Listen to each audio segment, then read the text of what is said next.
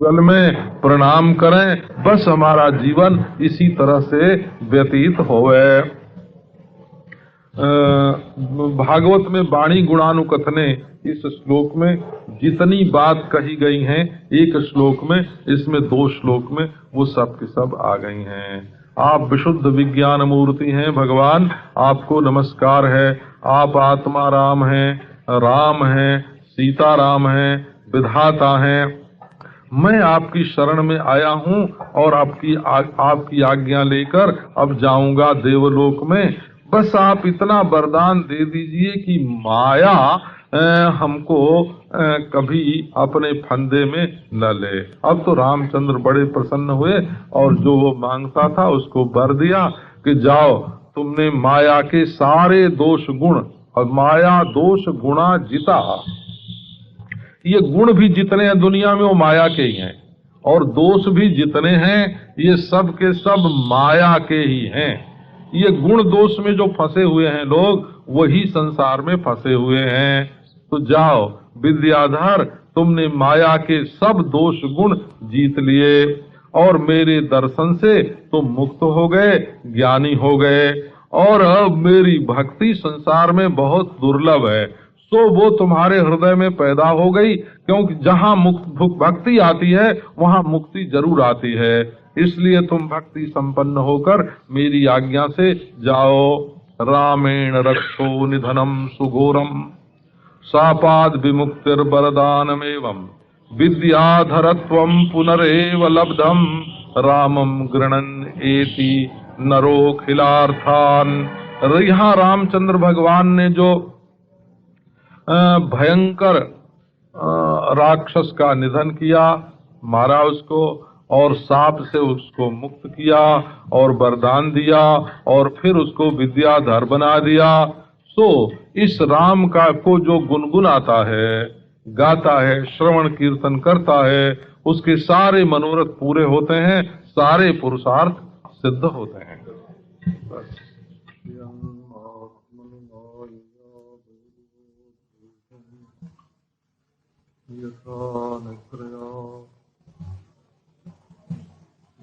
साक्षात् कुरुते प्रबोध समय स्वात्मानमेवाद्वयम्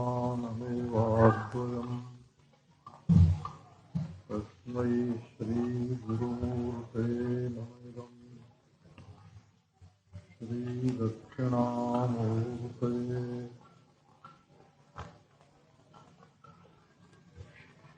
तेरे ब्रह्मांड कोट्यः फलत बहुविधम रोमकूटे स्वभीक्षणम् ईकारे सावकाशं निरुपदिताम् तद्व्यवस्थां विधत्त रक्ता भक्ता विरक्ता विलसत सकले सत्कले निष्कले वा। श्री पूर्णानंद तीर्थम वयमिह कुशला उत्कलम निर्विशामा।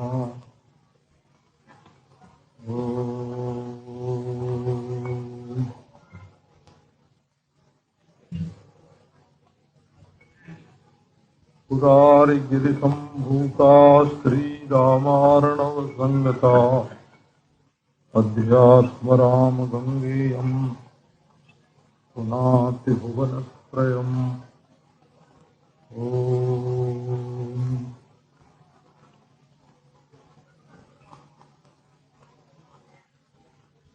सीता राम लक्ष्मण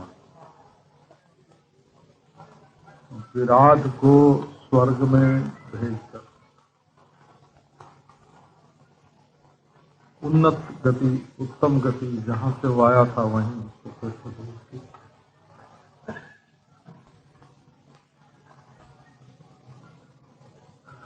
सरभंग वन में गए।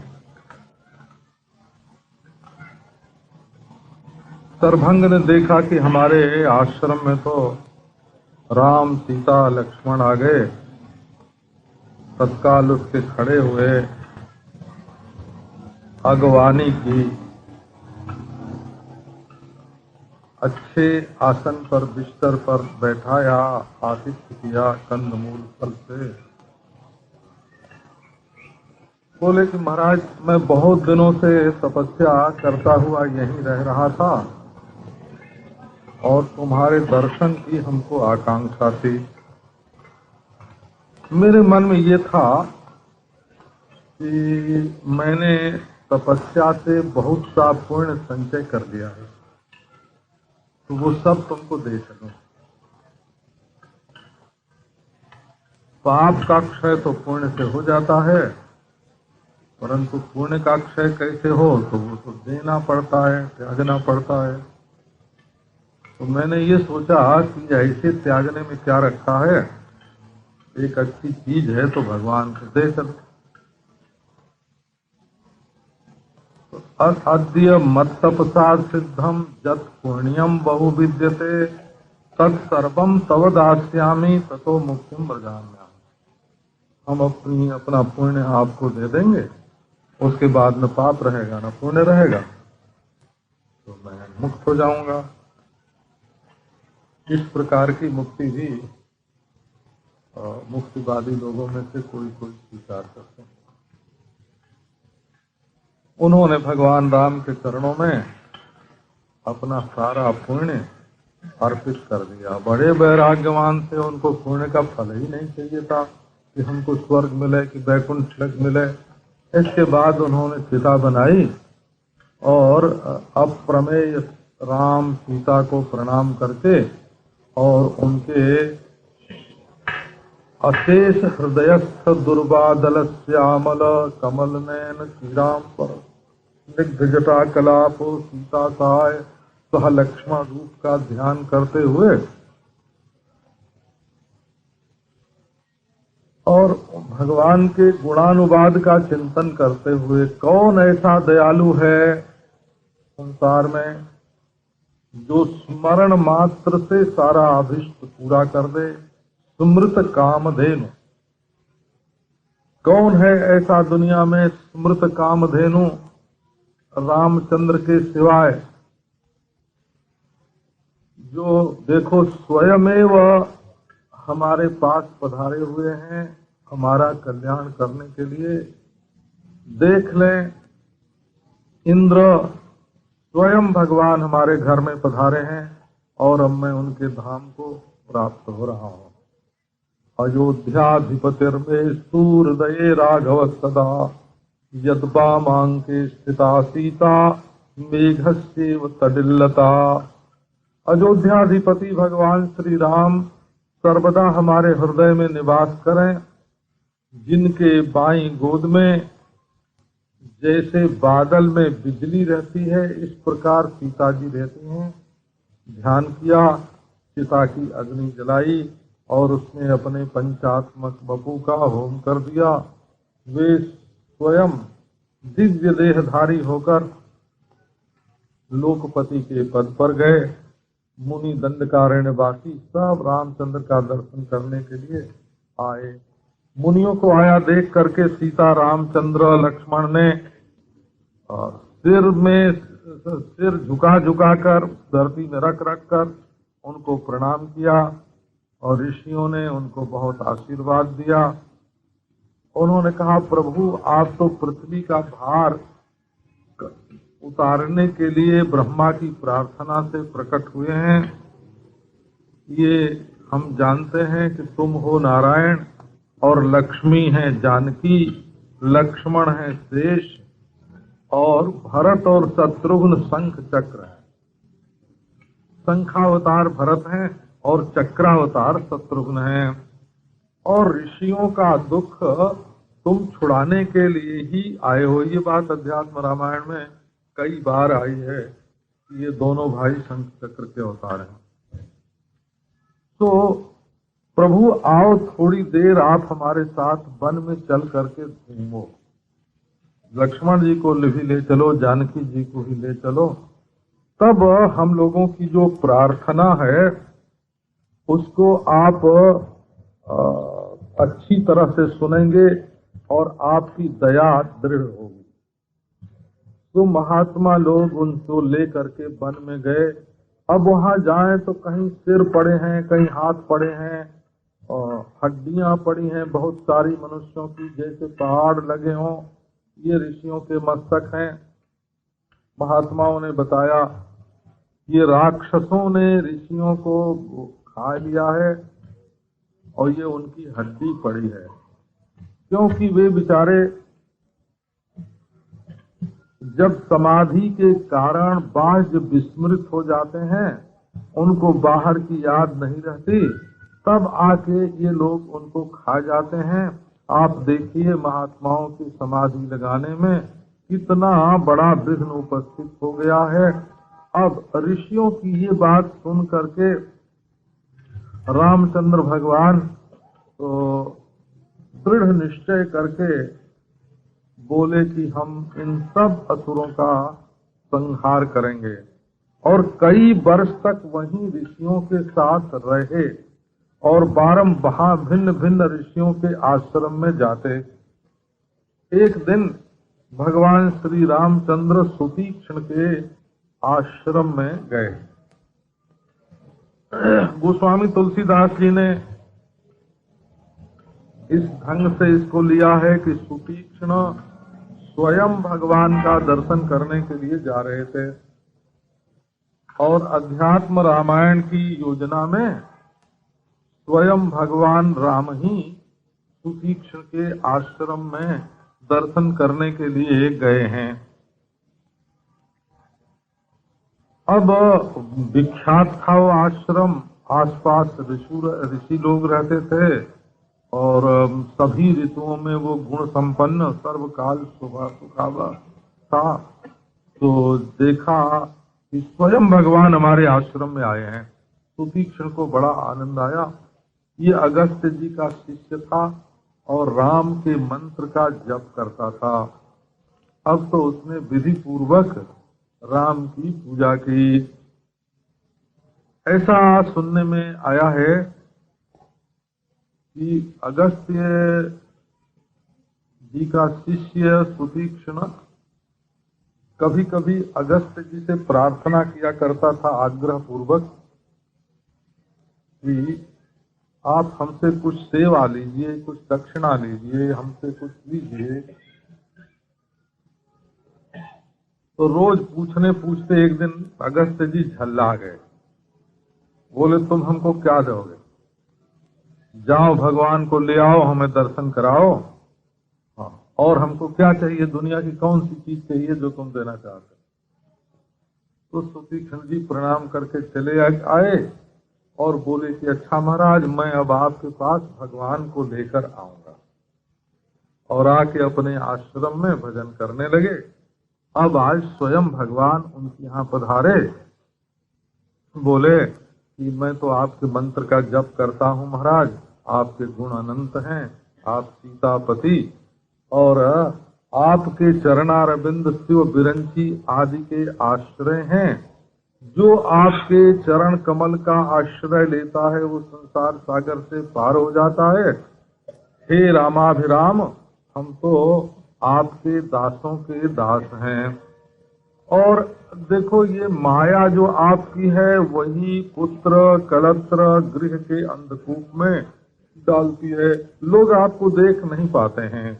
जब मैं देखता हूँ कि लोग भवसागर में डूब रहे हैं और ये जो मल का पुद्गल है शरीर, पुद्गल माने पुड़िया, ये जो मल की पुड़िया है शरीर, बस इसी के पिंड के मोह में ये फंसे हुए हैं।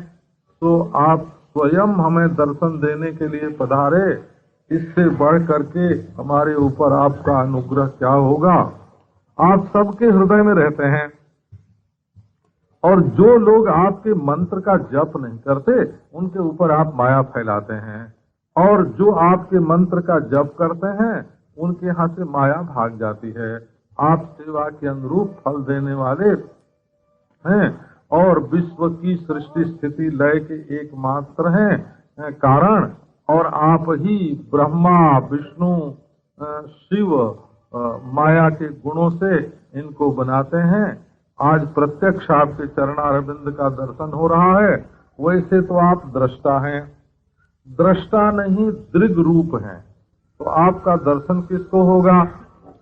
तो दुष्ट लोग जो हैं, दुराचारी जो हैं, उनको आपका दर्शन तो कभी हो ही नहीं सकता। लेकिन जिनका हृदय आपके मंत्र के जप से पवित्र हो जाता है, उनके ऊपर आप सदा निर्मल रहते हैं और दर्शन देते हैं। आप रूप रहित हैं, लेकिन फिर भी मैं आपके रूप का दर्शन कर रहा हूँ। आप माया की विडंबना से ये मनुष्य वेश में दिखा रहे हैं, और कोटि कोटि कंदर्प के समान सुंदर और कमनीय चाप बाण धारण किए हुए, दयार्द हृदय और मुस्कान मुखारविंद पर खेल रही, और साथ में सीता जी मृग चर्म धारण किए हुए, और लक्ष्मण जी आपके चरणारविंद की सेवा करते हैं। नीलोत्पल के समान द्युति है, आपके गुण अनंत हैं। ये मेरा भाग्य कोई देखना चाहता हो तो ये मेरा भागधेय मूर्तिमान होकर मेरे सामने खड़ा है। तो जो लोग ज्ञानी हैं, जानते हैं, वो जाने कि तुम्हारा स्वरूप देश काल आदि की उपाधि से रहित है और घन चित्त प्रकाश है। मैं तो आपको अपनी आंखों के सामने देख रहा हूँ, और ये जो रूप है बस यही हमें दिखाई पड़ता रहे, और हमको कुछ नहीं चाहिए। प्रत्यक्षतोद्यमम् गोचरमे तदेव रूपम विभात हृदये न परम विकांक्षे। तो सुतीक्ष्ण की प्रेमा भक्ति का, प्रेम लक्षणा भक्ति का गोस्वामी जी ने जैसा वर्णन किया है वो सब है इनके अंदर। पर वो राम से मिलने के लिए गए और रास्ते में कभी बैठ जाएं और कभी रोमांच हो जाए और कभी भूल जाएं, वैसा वर्णन न करके ये वर्णन किया हुआ है कि यहाँ तो स्वयं भगवान सुतीक्ष्ण के घर में आए। अब देखो इसमें भी संप्रदाय भेद हो गया। ये वर्णन है भगवान के अनुग्रह की प्रधानता से। परम कृपालु हैं भगवान और भक्त के घर जाते हैं, और वो वर्णन है भक्त के प्रेम की प्रधानता से कि भक्त जब ऐसा प्रेम करता है तब उसके घर उसको कैसे भगवान मिलते हैं। भगवान ने कहा, राम ने कहा सुतीक्ष्ण, मैं जानता हूँ कि मेरी उपासना करने से तुम्हारा चित्त निर्मल हो गया है, इसलिए मैं ही आज तुम्हारा दर्शन करने के लिए आया हूँ। जो मेरे मंत्र की उपासना करते हैं, मेरी शरण में आते हैं, और जो अनन्य निष्ठावान होते हैं और दूसरी किसी अपेक्षा से युक्त नहीं होते, उनको तो मैं हमेशा ही दिखता हूँ। ये स्तोत्र भी बहुत सुंदर है, इसका जो कोई पाठ करे वो मेरा प्यारा होता है, उसकी मेरी भक्ति और ज्ञान उसको मिलता है। तुम तो मेरी उपासना से ही मुक्त हो गए हो, देह के बाद तुम्हें मेरा सायुज्य मिलेगा। तो मैं सुतीक्ष्ण जी तुम्हारे पास इसलिए आया हूँ कि मैं तुम्हारे गुरु जी का दर्शन करना चाहता हूँ, अगस्त्य जी का। तो मेरा मन है कि कुछ दिन हम अगस्त्य के आश्रम में निवास करें, तो इसीलिए तुम्हारे पास आया हूँ कि तुम मुझे लेकर उनके पास चलो। यही तो उनका मन था, यही उनका संकल्प था सुतीक्ष्ण का। सुतीक्ष्ण ने कहा, अच्छी बात है महाराज, आज तो हमारे आश्रम में रहो और कल हम आपको लेकर गुरु जी के आश्रम में चलेंगे। बहुत दिन के बाद आपका दर्शन हुआ है। तो रात भर भगवान वहीं सुतीक्ष्ण के आतिथ्य में रहे, और प्रातः काल होने पर अगस्त्य संभाषण लोल मानसा, राम का मन अगस्त्य जी से संभाषण करने के लिए बहुत चंचल हो रहा था। राम का मन बहुत चंचल हो रहा था। क्यों? अगस्त्य से बातचीत करने के लिए तो धीरे धीरे वहां से चलकर पहले अगस्त्य के भाई अग्निजिह्व आश्रम, अग्निजिह्व ऋषि के आश्रम में गए। अब वहां उन्होंने बड़ा भारी स्वागत सत्कार किया। दोपहर हो गया था, मूल फल जो कुछ खाता था एक तो कंद होता है और एक मूल होते हैं। तो जो कंद होते हैं जैसे शकरकंदी, जमी कंद, वो तो भून के खाए जाते हैं, बिना पकाए नहीं खाए जाते हैं। और जो मूली होती है, मूली वो कच्चा कच्चा ऐसे ही खाए जाते हैं। तो मूल भी दिया खाने को और कंद भी दिया खाने को और फल भी ला करके दिया। अब उस दिन रहे वहां, फिर प्रातः उठ करके वहां अगस्त्य जी के निवास स्थान पर गए। वहां तो सब ऋतुओं के फल एक साथ फलते हैं, सब तरह के पशु पक्षी रहते हैं, और वहां कलरव पक्षियों का सुनो ऐसा मालूम पड़ता है जैसे नंदन वन में आ गए। बड़े बड़े ब्रह्मर्षि आदि उसके चारों तरफ निवास करते हैं। जा करके अगस्त्य मुनि के आश्रम के बाहर रामचंद्र भगवान खड़े हो गए और उन्होंने सुतीक्ष्ण से कहा कि तुम जाकर अपने गुरु जी से कहो कि मैं आया हुआ हूँ। अब अगस्त्य मुनि से जा करके उन्होंने महाप्रसाद, प्रभु आपने बहुत बड़ी कृपा की, ऐसा कह करके सुतीक्ष्ण गुरु जी के पास गए। और वहां राम भक्तों से घिरे हुए थे अगस्त्य जी। रामचंद्र की कथा के वक्ताओं में सर्वोपरि स्थान अगस्त्य ऋषि का ही है। चंद्र को भी उन्होंने आकर कथा सुनाई है। ये बात वाल्मीकि रामायण के उत्तरकांड में बहुत बढ़िया कही हुई है। और अगस्त्य संहिता नाम की जो संहिता है, पंचरात्रों की संहिता, अगस्त्य संहिता, उसमें कौशल खंड नाम का जो खंड है, आजकल जो अयोध्या जी में लोगों ने प्रकाशित किया, थोड़ी सी प्रति प्रकाशित की कि सबके हाथ न लगे, उसमें तो रामचंद्र भगवान की गुह्य लीलाओं का वर्णन है। उसी का नाम कौशल खंड है, अगस्त्य संहिता। अगस्त्य संहिता के नाम से वो प्रसिद्ध है, उसी का एक अंश है। तो अगस्त्य जी तो राम कथा के बड़े वक्ता हैं। तो वो राम कथा कह रहे थे। सुतीक्ष्ण उनके पास आए, प्रणाम करके बोले कि सीता राम लक्ष्मण आपके दर्शन के लिए आए हुए हैं महाराज, और आपकी कुटिया के बाहर वे हाथ जोड़ करके खड़े हैं कि आपका कब दर्शन मिले। अब यही तो अगस्त्य ने दक्षिणा मांगी थी, तो मानो आकर सुतीक्ष्ण ने दक्षिणा दे दी। बोले जल्दी लाओ, अगस्त्य बोले जल्दी लाओ, वो तो हमारे हृदय में बैठे हैं और उन्हीं का मैं ध्यान करता हूँ, उन्हीं की आकांक्षा करता हूँ। तुरंत अगस्त्य जी उठ के खड़े हो गए और रामचंद्र के पास पहुंच गए। बोले आओ राम आओ, बड़े सौभाग्य से, बड़े अनुग्रह से तुम्हारा दर्शन होता है। तुम मेरे प्रिय अतिथि हो। प्रियातिथिर मम प्राप्तो यज्ञ में सफलम दिनम। ये अतिथि के साथ प्रिय विशेषण कभी कभी लगता है, नहीं तो ये तो एकाएक धमक पड़ते हैं, आदमी घबरा जाए, है ना, क्या खिलावें क्या पिलावें। बोले हमारे बहुत दिनों के दिल के प्यारे अतिथि आज हमारे घर में आए। प्रियातिथिर मम प्राप्तो यज्ञ में सफलम दिनम, आज मेरा दिन सफल हुआ। राम लक्ष्मण सीता उनके चरणों में गिर गए। उन्होंने उठा करके राम को अपने हृदय से लगाया और रामचंद्र जी के शरीर का स्पर्श होते ही उनकी आंखों से जल की धारा गिरने लगी।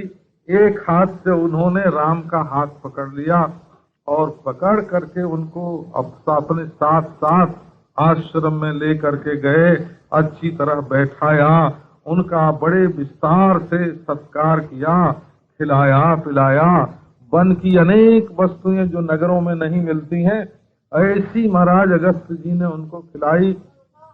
एकांत में उनके पास बैठे भगवान ऋषि ने कहा कि महाराज, जिस दिन से क्षीर समुद्र के पास ब्रह्मा ने आपसे प्रार्थना की थी कि आप रावण का वध कीजिए, तभी से मैं यहाँ आकर आपके रास्ते में बैठ गया।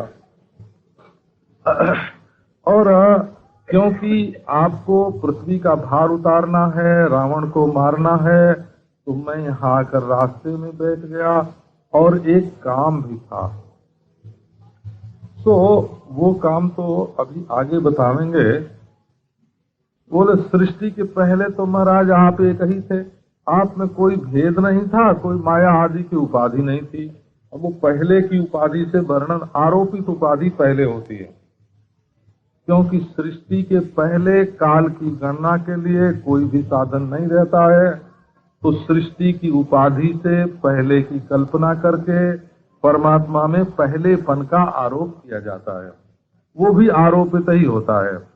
तो पहले तो आप महाराज निर्भेद ही थे, कोई उपाधि थी ही नहीं, न देश था न काल था। कहाँ थे? अपने आप में थे, न पूरब न पश्चिम न उत्तर न दक्षिण, न बाहर न भीतर। कब थे? न पहले न पीछे। तब सृष्टि की दृष्टि से उपाधि का संबंध जोड़ करके भगवान को पहले कहा जाता है। अब ये माया जो है, ये माया का स्वभाव ये है कि जिसमें रहती है उसको नहीं ढकती है, जिसके बारे में होती है उसको ढकती है। ये माया का स्वभाव है। तो ये जीवाश्रया ब्रह्म विषया, ऐसा भामती प्रस्थान वाले कहते हैं कि ये नारायण ब्रह्म में, ये जीव में, ब्रह्म में ही रहती है और ब्रह्म को ही ढकती है। तो जीव को ब्रह्म को अपना आश्रय बना करके आच्छादित कर देती है और जीव उसको समझ नहीं पाता है। तो ये कहाँ रहती है कि एक ब्रह्म के सिवाय और तो कोई है ही नहीं, तब ब्रह्म में ही है, ब्रह्म के बारे में है। विवरण प्रस्थान वाले कहते हैं कि आत्मा तो एक ही है, उसको चाहे कहो ब्रह्म चाहे आत्मा, तो ब्रह्माश्रया ब्रह्म विषया है, ब्रह्म में ही है और ब्रह्म के बारे में है। और भामती प्रस्थान वाले कहते हैं कि नहीं, ये जीवाश्रया है, जीव में रहती है और अपने आश्रय को व्यामुग्ध कर देती है, जिससे वो विषयभूत ब्रह्म को ठीक ठीक न देख सके। तो ये अपने आश्रय को अविद्या रूप से रहकर अपने आश्रय जीवात्मा को व्यामुग्ध कर देती है, जिससे वो विषयभूत ब्रह्म को ठीक ठीक न देख सके। तो ये अपने आश्रय को अविद्या रूप से रहकर अपने आश्रय जीवात्मा को मुग्ध करती है, जिससे ये अपने विषय अनंत रूप ब्रह्मता को न समझ सके। और विवरणकार का कहना है कि असल में दो चीज तो है ही नहीं, जो ब्रह्म है और कोई जीव है, इसलिए ब्रह्माश्रया ब्रह्म विषया ये है, इसको शक्ति कहते हैं।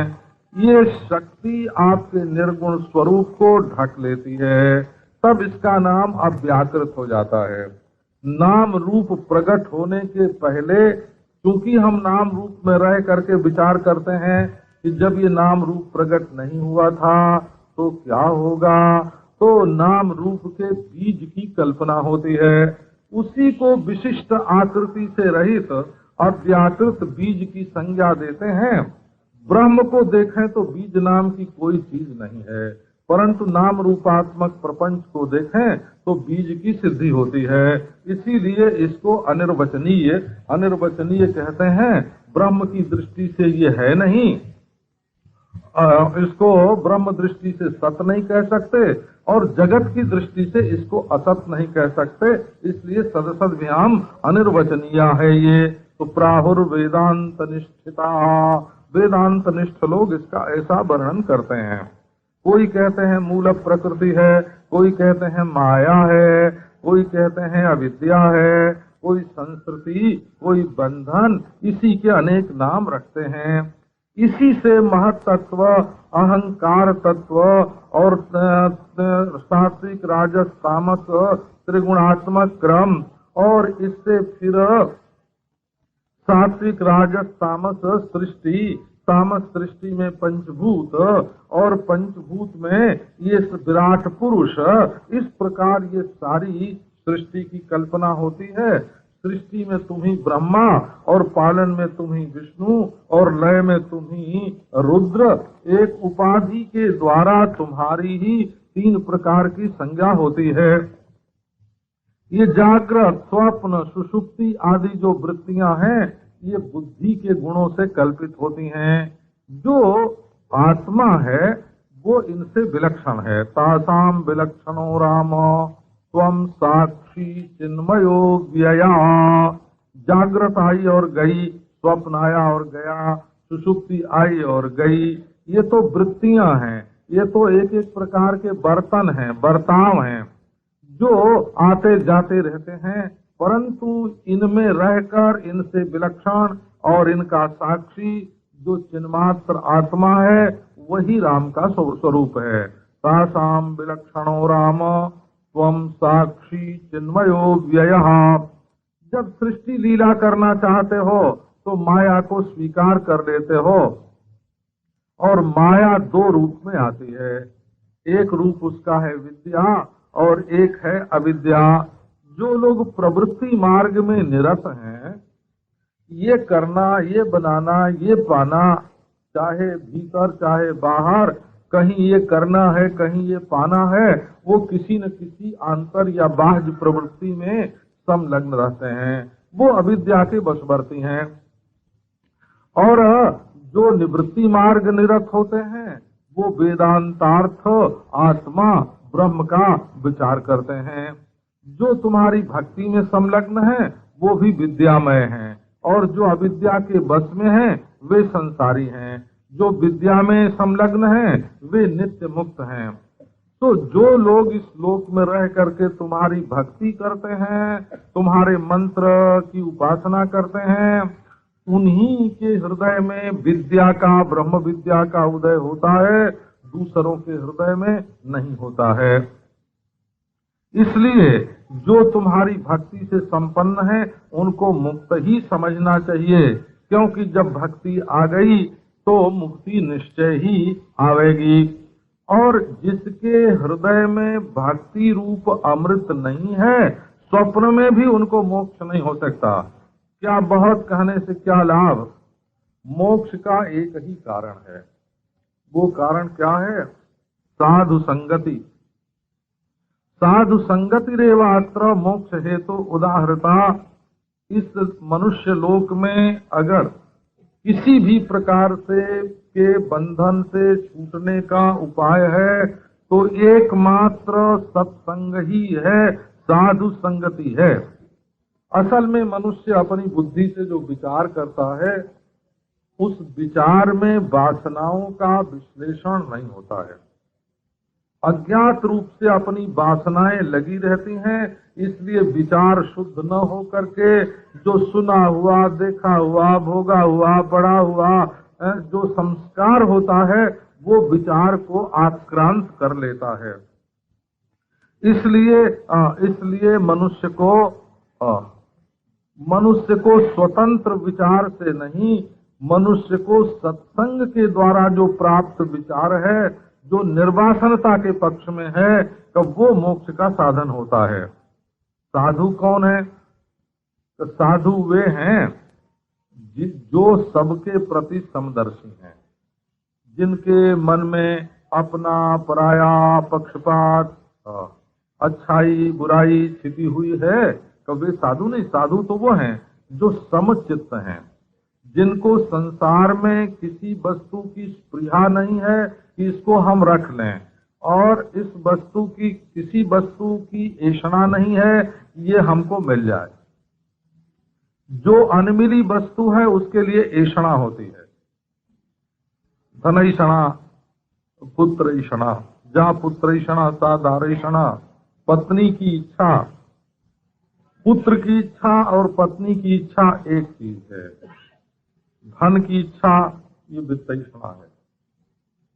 और लोकैषणा, इस लोक में और परलोक में हमको क्या मिले, तो ऐषणा जो होती है वो अनमिली चीज को चाहने की होती है।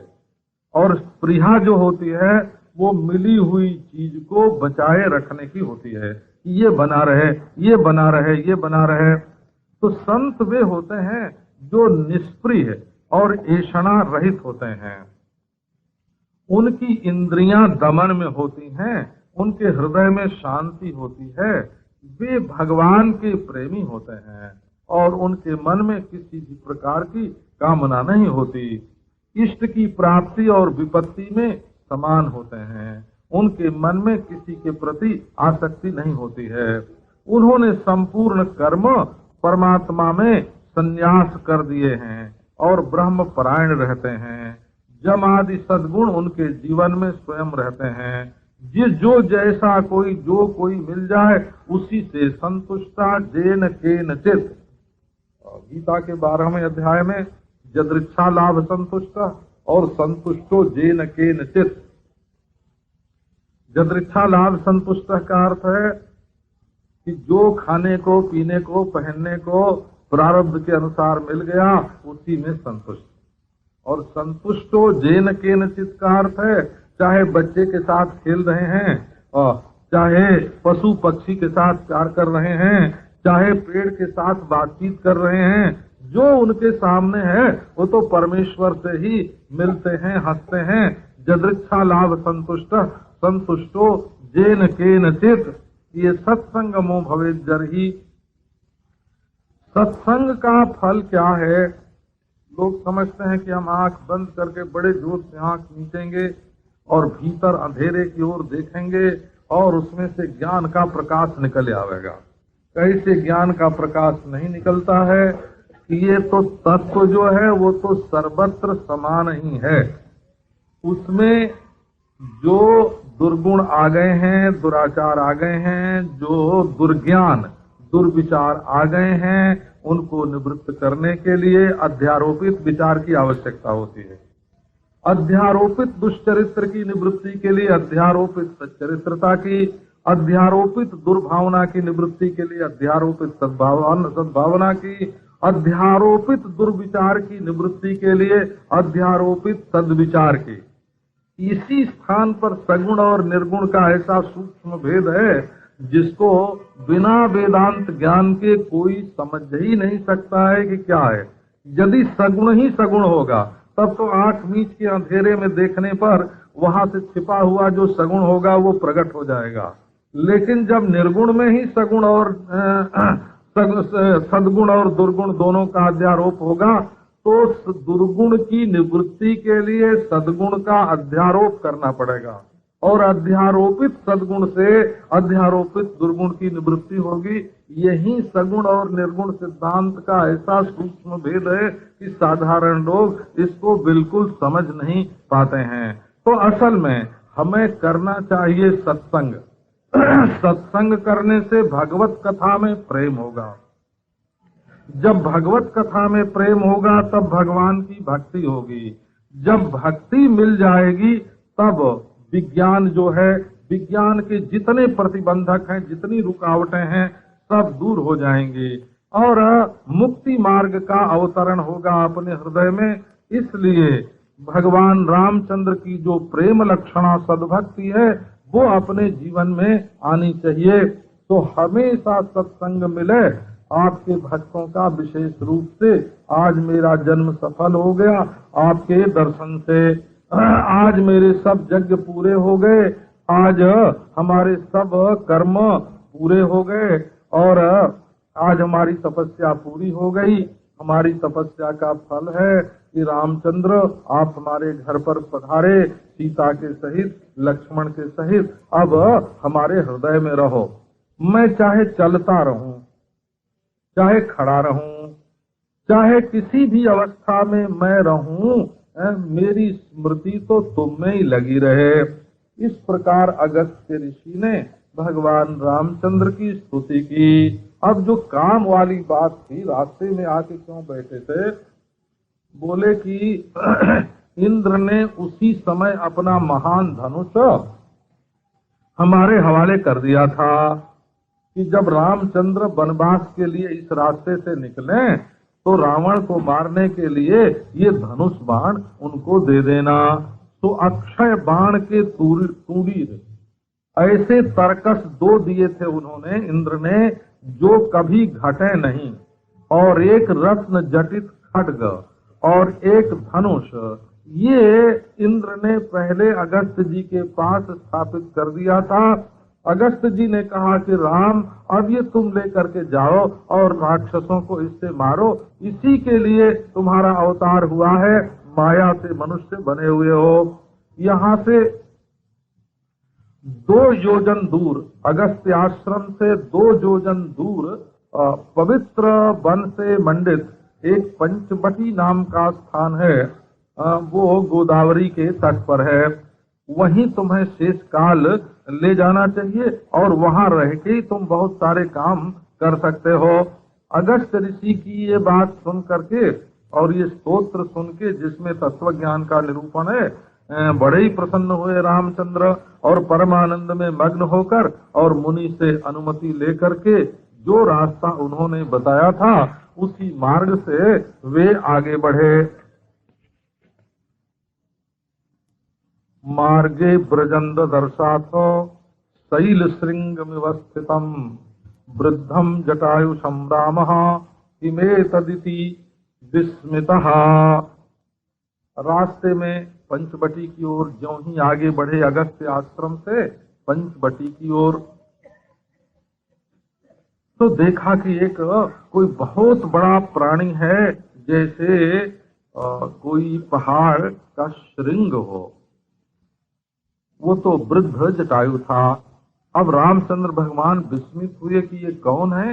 लक्ष्मण जी से बोले कि जरा धनुष ठीक ठाक रखना और लाओ हमको दे दो, कहीं ये ऋषियों को खाने वाला कोई राक्षस तो नहीं है। देखो अंदाज इससे एक शिक्षा मिलती है कि अंदाज ज्यादा नहीं लगाना चाहिए, है ना। पहले वस्तु का ठीक ठीक ज्ञान पर सावधान तो रहना चाहिए, सावधान तो रहना चाहिए। ये झूठ मूठ जो दूसरों के बारे में अंदाज लगाते हैं, कल्पना करते हैं, वो बहुत गलत होता है। ये हम लोग जो अपने अपने अंदाज का नाम अनुमान करते हैं कि हमने अनुमान किया है, वो अशास्त्रीय है। इसका नाम अनुमान नहीं है। अनुमान तो तभी होता है जब पहले उसका कभी प्रत्यक्ष हो चुका हो, प्रत्यक्ष पूर्वक हो और प्रत्यक्ष फलक हो। अनुमान करने के बाद उसका प्रत्यक्ष दर्शन हो जाए। जैसे धुआं देख के अगर हम आग का अनुमान करेंगे तो धुएं के पास जाने पर आग मिलेगी। अगर धुएं के पास जाके आग न मिले तो आपने जो अंदाज किया था वो अंदाज बिल्कुल झूठा था, वो अनुमान प्रमाण नहीं था, वो तो आपकी मिथ्या कल्पना थी। तो अनुमान असल में वहां होता है कि जो पहले से तो देखा हुआ हो, अग्नि और धूम का संबंध, और अब दिख रहा हो, पहले मिल चुका हो और बाद में भी मिले, उसका नाम अनुमान होता है। और ये जो अलल टप्पू लोग अंदाज करते हैं, सोचते हैं इनके मन में ये है कि ये ऐसा है, इनका भाव ये है, ये उल्लू अपने ही भाव को दूसरे के ऊपर आरोपित करके दुखी होते हैं और दुखी करते हैं। तो ये कह ये रहे हैं कि देखो अंदाज करने में सावधान रहना। रामचंद्र भी किसी चीज को देखकर यदि एकाएक अंदाज कर बैठते हैं कि ऐसा होगा तो वो भी गलत होता है। तुम्हारे अंदाज में तो है ही क्या। हाँ जी, तो रामचंद्र ने कहा, अरे ये ऋषियों का कोई भक्षक तो नहीं है, लाओ धनुष बाण, इसको मारें। तो अब तो गीधराज जो थे वो गृध्रराज वो डर गए। अरे राम, मैं तुम्हारे मारने योग्य नहीं हूँ, मैं तो तुम्हारे पिता का सखा हूँ, प्रिय सखा हूँ। ऐसे जटायु ने चिल्ला के कहा, मेरा नाम जटायु है, मैं तुम्हारा हित करने के लिए, सेवा करने के लिए तुम्हारा प्यारा यहाँ बैठा हूँ और तुम्हारी भलाई करने के लिए ही पंचवटी में मैं रह रहा हूँ। यदि कभी तुम भी चले जाओगे और बाहर और लक्ष्मण भी चले जाएंगे तो ये जो जनक नंदिनी सीता जी हैं, इनकी मैं प्रयत्न पूर्वक रक्षा करूंगा। अब तो राम जी के हृदय में, और जिसको पहले मारने के लिए धनुष बाण ले रहे थे, उसी के प्रति स्नेह का उदय हो गया। बोले महाराज गृध्र, आप महाराज बोले,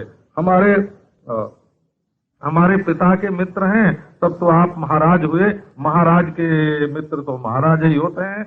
तो आप अवश्य मेरा हित कीजिए और यहीं कहीं पास ही आप रहिए, दूर कभी मत जाइए।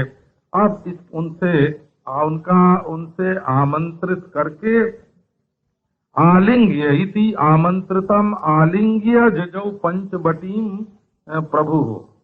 फिर गीध को रामचंद्र जी ने अपने पास बुलाया और बुला करके अपने हृदय से लगाया। और गीध को इत्यामंत्रितम आलिंग्य जजौ पंचवटीम प्रभु, गीध का आलिंगन किया भगवान ने। फिर पंचवटी के लिए गए सीता लक्ष्मण के साथ, और वहां गोदावरी नदी के तट पर गोदाया जलमल्पमप्यभिदानंदाय संजायते। गोदावरी का थोड़ा सा जल भी, गोदाया जलम अल्पमपि अघभिदानंदाय संजायते, पाप को नष्ट करता है और बड़ा भारी आनंद देने वाला होता है। तो अब तो गोदावरी के तट पर भगवान वहां गए और रहने के लिए वहां मंदिर बनाया, और सब लोग गंगा जी के, गोदावरी गंगा के उत्तर तट पर निवास करने लगे। दूसरी नदियों को याद करना हो तो गंगा कह के उनको याद कर लिया जाता है। कोई भी नदी हो, छोटी हो बड़ी हो, ये गंगा जी बह रही हैं, ऐसा उनको बोलो तो उनका आदर होता है हो कि हमको इन्होंने गंगा जी कह दिया। बहुत खुश हो जाती हैं नदियां बहुत खुश हो जाती हैं। लेकिन गंगा जी को दूसरा नाम लेके कि ये गोदावरी हैं, कि ये सरजू हैं, कि ये जमुना हैं, ऐसे नहीं बोला जाता है। बड़े सुंदर सुंदर वहां वृक्ष लगे हुए थे, एकांत था, लोगों का आना जाना कम था, और वहां कोई रोग पैदा नहीं होता था। कहीं नदी के किनारे या जंगल में रहना हो तो ये भी मालूम कर लेना चाहिए कि यहाँ के पेड़ से, पौधे से, हवा से, पानी से कोई रोग तो नहीं होता है। तो नीरुज स्थले, जहाँ भगवान रामचंद्र ने अपनी कुटिया बनाई, वहाँ रोग का कोई वातावरण नहीं था। बड़े समझदार लक्ष्मण, राम, जनक नंदिनी को तो भाई वो उदास न हो जाए, उद्विग्न न हो जाए, नाना प्रकार से उनका विनोद